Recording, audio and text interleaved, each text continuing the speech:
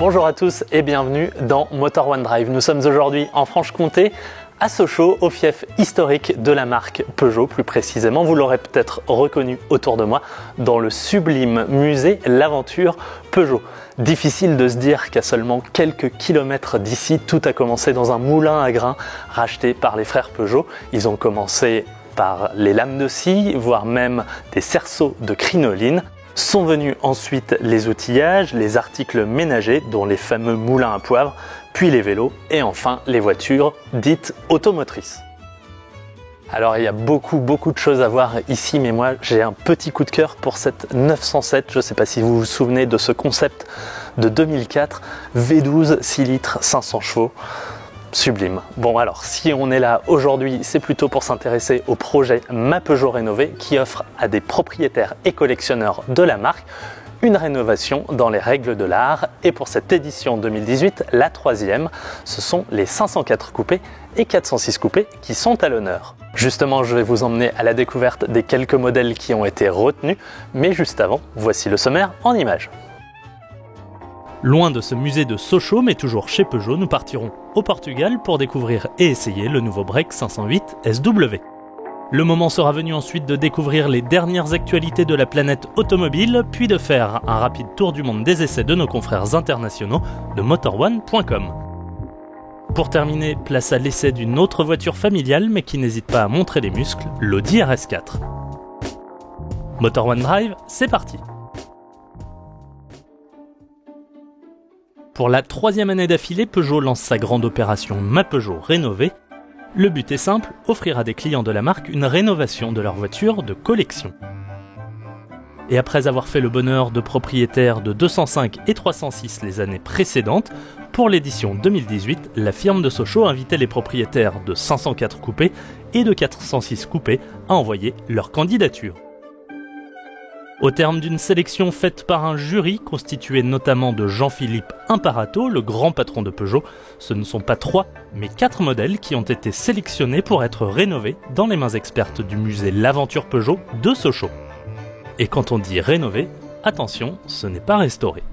La différence entre rénovation et restauration, c'est tout simplement est-ce que je mets une pièce neuve ou est-ce que je répare ou est-ce que je restaure une pièce existante. La plupart des modèles qui sont d'avant 1970 peuvent encore être retapés, retouchés, etc. Et on a encore dans nos ateliers des experts, des tauliers formeurs qui vont pouvoir retravailler les carrosseries.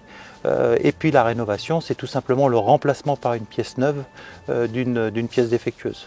Les voitures de ce concours ont été choisies à la base sur près de 1000 et quelques candidatures qui ont été données et sur des critères qui ne sont pas que techniques ou esthétiques.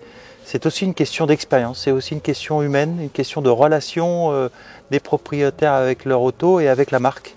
Et c'est en fait un mélange de cette partie rationnelle et irrationnelle qui ont été les critères de sélection.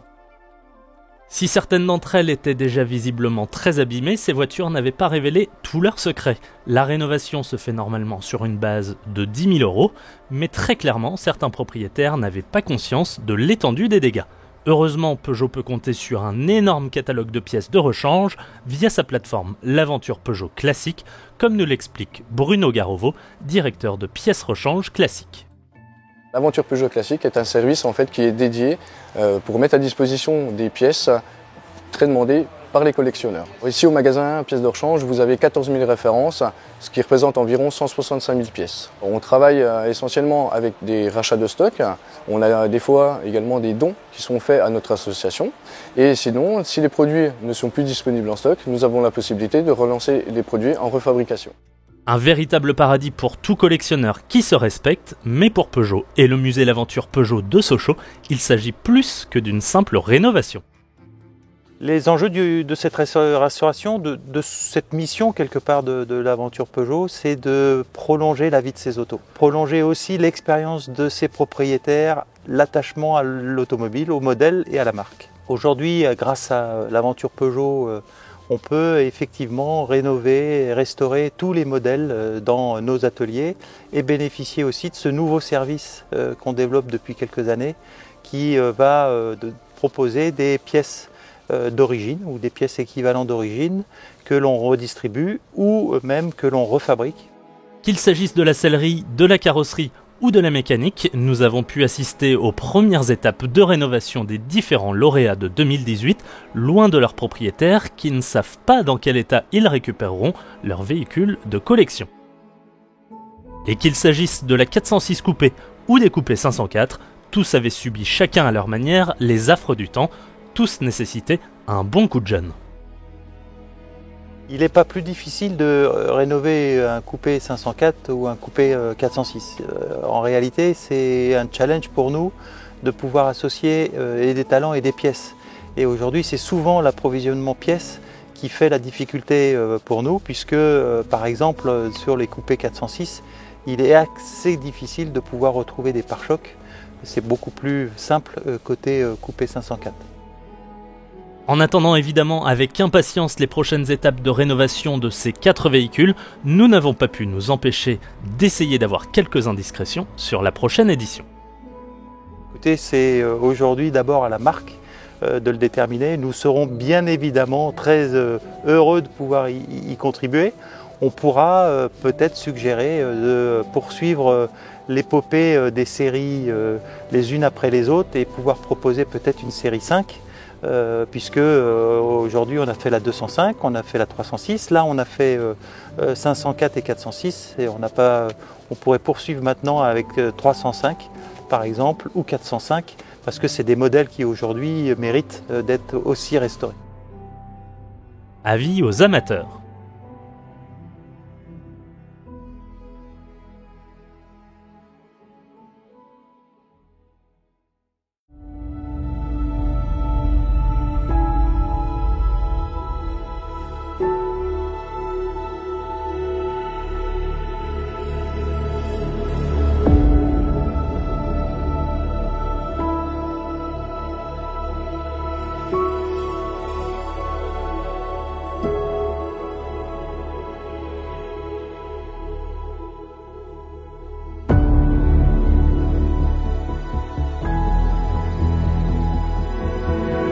Au début de la décennie, Peugeot était au bord du gouffre, mais la marque au lion sort les griffes et revient plus forte que jamais. Après le succès du 3008, le constructeur français attaque un autre segment en lançant la très désirable 508 berline. La 508 pousse de quelques centimètres pour devenir un break dénommé SW. Alors on aurait pu penser que le modèle break c'est le modèle qui allait le moins bien se vendre. En réalité, Peugeot espère vendre 60% de carrosserie break en Europe et 40% de carrosserie berline. Autant vous dire que c'est un modèle qui est vraiment important pour la marque. Au niveau des changements esthétiques, on a une face avant qui est exactement la même que sur le modèle berline. Par contre, au niveau de l'arrière, on a un arrière qui est beaucoup plus allongé. Personnellement, c'est beaucoup plus réussi que le modèle berline. D'autant plus qu'on a des hanches à l'arrière qui sont bien gonflées, ce qui lui donne beaucoup de caractère. Sur le modèle qu'on a aujourd'hui à l'essai, c'est le modèle GT. D'ailleurs, on le voit ici au niveau des canules d'échappement. Donc c'est des vrais canules d'échappement, ce n'est pas des sorties d'échappement factices, qui lui donnent un côté sportif.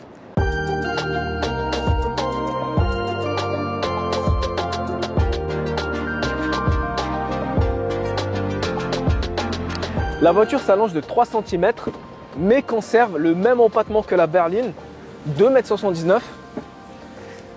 Là, je mesure à peu près 1,80 m et là, vous voyez, l'espace aux jambes est plutôt bon. Et la garde-toit, elle a progressé de 40 mm par rapport à la berline et on est plutôt bien installé, on a moins cette impression de confinement. Finalement, le seul reproche que je peux faire, c'est au niveau du dossier. Je le trouve un peu incliné et un peu trop ferme pour les longs trajets. À l'intérieur, on retrouve toujours l'excellent iCockpit avec ce petit volant à double méplat que j'apprécie énormément, mais qui a quand même un défaut puisque la partie haute de la jante cache l'instrumentation et ça, c'est vraiment dommage. Pour le reste, la qualité perçue est bonne, les matériaux sont de bonne qualité. On retrouve par exemple des inserts en bois au niveau de la console centrale, mais également au niveau de la planche de bord. On a également du cuir, des surpiqûres. Et un petit détail que j'apprécie énormément sur notre modèle d'essai, c'est la sellerie en cuir rouge. Je trouve que ça lui donne un côté élégant et ça c'est vraiment appréciable.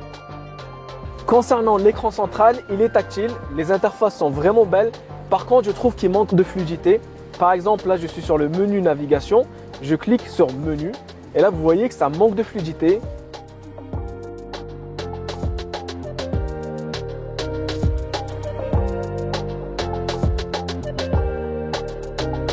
Alors la grosse différence par rapport au modèle berline se situe au niveau du coffre. On va l'ouvrir pour voir. Donc c'est un coffre qui affiche un volume de 530 litres, soit 40 litres de plus par rapport au modèle berline. C'est un coffre qui est quand même assez correct. C'est pas le haut du segment, mais ça reste convenable.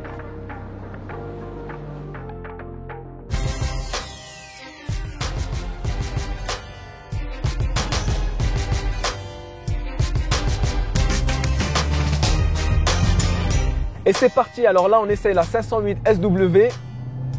Alors la première chose qu'on peut dire, c'est la position de conduite qui est relativement basse. J'ai l'impression de prendre en main une voiture de sport, même si c'est vraiment pas le cas.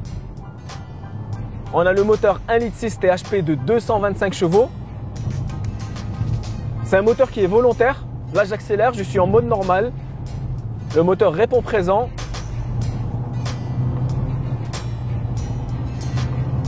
Le châssis, il n'y a vraiment rien à dire. Le châssis est juste parfait. La direction est précise, elle est consistante. Aucune critique à faire au niveau du comportement routier. Il n'y a vraiment rien à dire. Là, je passe. Alors, j'appuie sur le sélecteur pour passer en mode sport. Et là, vous voyez d'ailleurs la partie haute de la jante qui me gâche la vue. Je suis obligé de faire ça pour regarder le mode que j'ai sélectionné. Là, je suis en mode sport. La voiture devient plus sonore. Enfin, le moteur devient plus sonore. Le régime monte beaucoup plus haut. Le passage de rapport se fait à 5000 ou 6000 tours par minute. La voiture est beaucoup plus réactive. La direction est un peu plus dure à manier.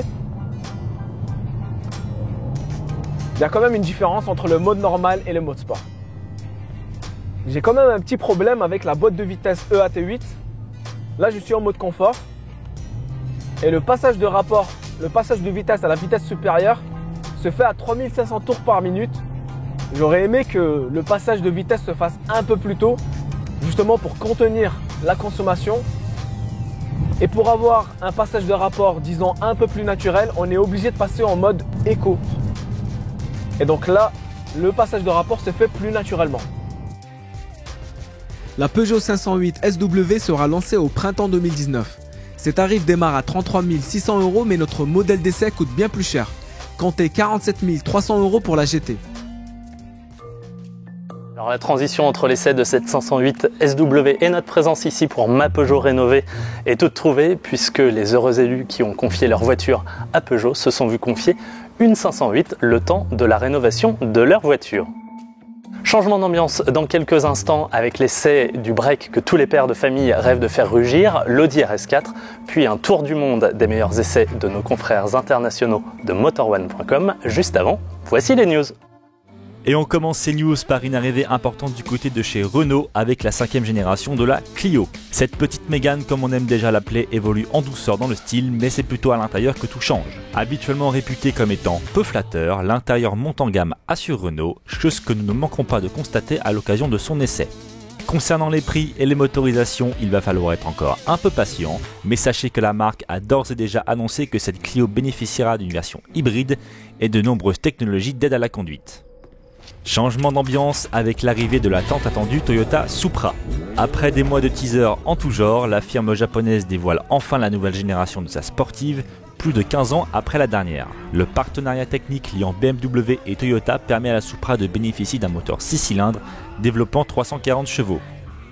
Toyota annonce des performances pour le moins intéressantes avec un 0 à 100 km/h abattu en 4,1 secondes et une vitesse maximale de 250 km/h. Des livraisons débuteront en France d'ici l'été prochain et il faudra compter dans un premier temps environ 65 000 €. Sportif toujours avec l'arrivée de la Ford Shelby GT500. Plus bestiale que la GT350, la marque américaine n'a pas encore annoncé la puissance exacte du moteur V8 de 5,2 litres de cylindrée, mais selon les premières estimations, il devrait développer plus de 750 chevaux. Concernant les performances et toutes les autres informations techniques, elles seront dévoilées un peu plus tard dans l'année. Le 0 à 100 devrait toutefois être abattu en moins de 3 secondes, et espérons que cette GT500 ne fasse pas comme la GT350 et qu'elle traverse l'Atlantique pour que nous puissions l'admirer ailleurs que derrière un écran d'ordinateur. On termine ces news par l'arrivée de la version cabriolet de la Porsche 911 type 992. Pour le moment, seules les versions Carrera S et Carrera 4S ont été présentées, mais la fiche technique est déjà alléchante avec un flat 6 développant 450 chevaux. Il s'agit ni plus ni moins des mêmes données que la version coupée présentée il y a quelques semaines. Les bénéfices d'un cabriolet, c'est bien évidemment son toit escamotable, et celui-ci s'ouvre et se ferme en l'espace de 12 secondes et jusqu'à 50 km/h. En France, la 911 Carrera S Cabriolet est proposée à partir de 136 000 € et la 911 Carrera 4S Cabriolet à partir de 144 000 €. Les modèles sont d'ores et déjà prêts à la commande et disponibles pour l'été prochain.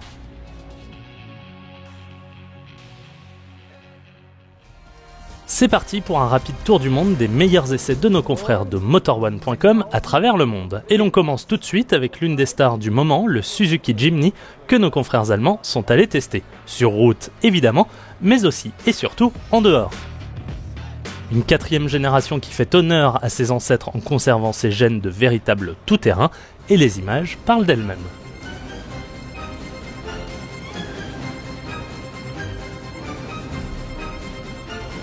Faisons un passage par la Turquie pour saluer la superbe initiative de nos confrères qui ont invité l'un de leurs plus fidèles lecteurs à venir passer une journée inoubliable. Particularité, celui-ci est devenu aveugle alors qu'il n'était encore que bébé et à 40 ans, son rêve va se réaliser, il va se mettre derrière le volant d'une sportive. Et c'est Honda qui a bien voulu mettre à sa disposition sa dernière NSX, même pas impressionné, il va dépasser les 240 km/h à son volant.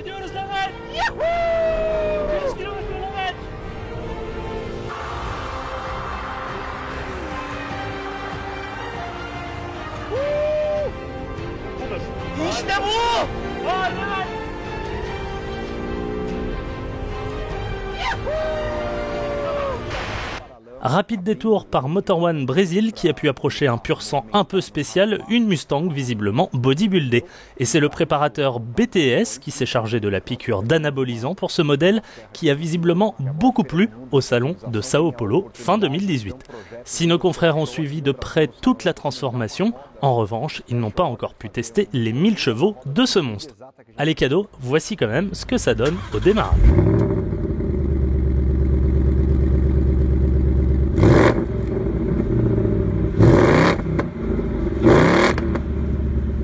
On termine chez nos confrères italiens qui ont mis la main sur une très belle Ferrari GTC4 Lusso en V12, mais au lieu d'en proposer un essai classique, ils ont voulu tester la réaction que la voiture, son bruit ou même l'accélération ferait sur un enfant de 6 ans, en l'occurrence le fils du journaliste essayeur. Et il y a des chances qu'ils s'en souviennent longtemps. Pronti et via.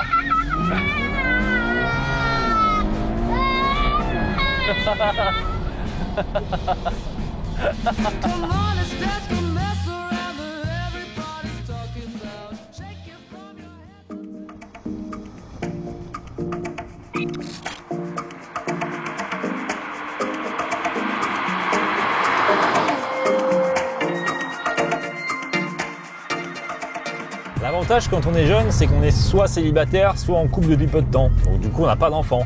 On peut encore se permettre de s'offrir des voitures d'égoïstes, des voitures de sport d'égoïstes avec 2 places ou peut-être même 4 places mais avec 2 places arrière assez exiguës. Mais avec le temps, viennent souvent les enfants. Et les enfants, il faut les caser. Donc quand on veut une voiture de sport avec 4 places et un vrai coffre, c'est assez compliqué à trouver. Pourtant, sur le marché, il en existe quelques-unes. Et aujourd'hui, on essaie sûrement la meilleure, la nouvelle Audi RS4. Si l'on pouvait reprocher aux anciennes Audi RS d'être un peu trop discrètes, depuis quelque temps, la tendance s'est inversée. Bien entendu, cette RS4 n'est pas non plus la plus extravagante, mais force est de constater qu'elle en impose. À l'avant, nous retrouvons un bouclier plus imposant, complété de 2 immenses entrées d'air. Les optiques sont également pourvues d'une petite prise d'air à leur extrémité. De dos, les feux légèrement teintés et 2 immenses canuts d'échappement viennent asseoir le tempérament de la voiture.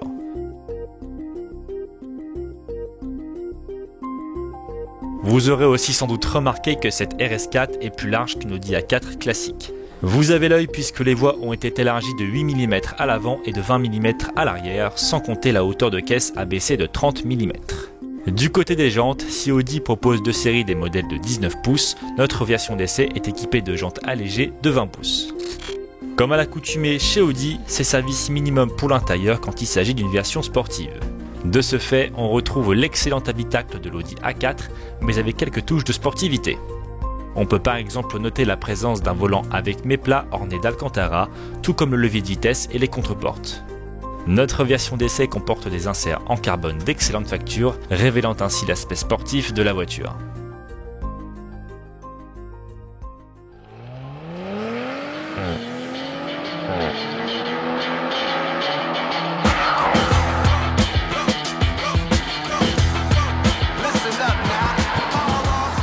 Voilà au volant de la nouvelle Audi RS4. Alors qu'est-ce qui se cache sous son capot? On est sur un V6 2,9 litres biturbo.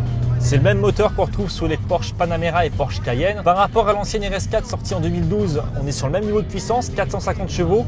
Par contre, c'est le couple qui évolue. On est à 600 Nm pour cette RS4. Du coup, ça se ressent au niveau des performances. On est sur un 0 à 100 abattu en environ 4 secondes et une vitesse maximale de 250 km/h.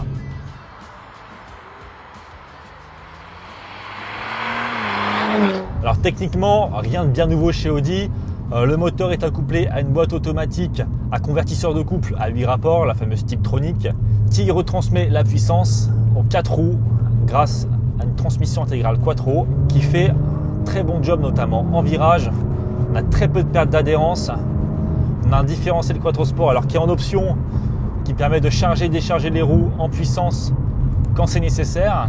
Alors en termes de comportement dynamique, on a forcément 2 turbos, donc le couple est disponible très tôt, dès 1900 tours minute. Par rapport à l'ancienne version, il fallait les chercher à plus de 8000 tours minute, et il y a encore, il n'y avait que 430 à l'époque.